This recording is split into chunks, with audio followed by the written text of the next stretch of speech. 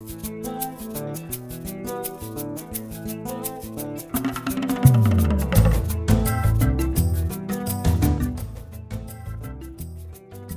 qu'à l'heure actuelle, on compte 30 millions d'enfants déscolarisés en Afrique subsaharienne.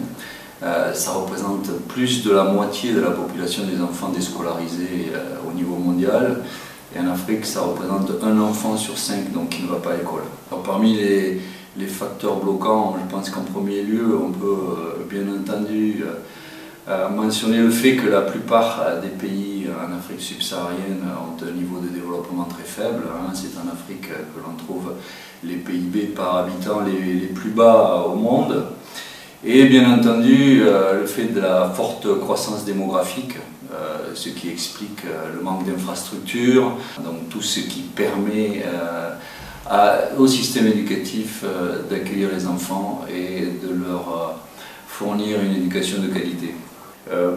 Les entrées tardives, les pratiques socio-culturelles traditionnelles comme le confiage, les mariages précoces, mais également le manque de formation adéquate des enseignants sont à l'origine des problèmes de scolarisation.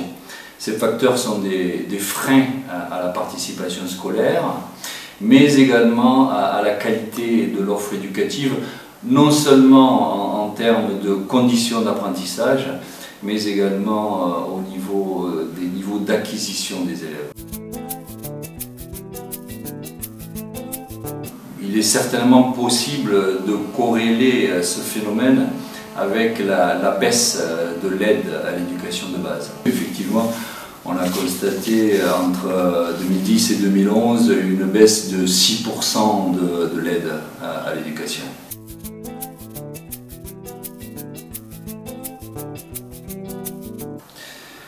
Disons que l'abolition des frais de scolarité, en premier lieu, a été la voie principale par laquelle les États ont tenté de réduire le nombre d'enfants déscolarisés. La suppression de ces frais de scolarisation a entraîné une augmentation considérable des inscriptions. En Tanzanie, par exemple, le taux de scolarisation du primaire a doublé entre 1999 et 2008. Et pendant la même période, en Éthiopie, ce taux a augmenté de 95%. Il y a d'autres initiatives qui ont été développées par certains pays. Le Cap-Vert, par exemple, qui a mis en place une fondation pour gérer les fonds publics et privés, pour organiser l'achat des livres scolaires, les uniformes, la prise en charge des coûts des transports, les cantines scolaires, etc.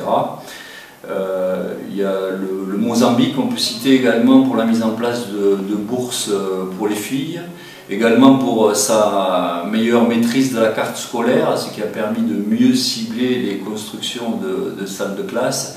Le Botswana, par exemple, a mis en place des opérations massives de prise en charge des orphelins du sida.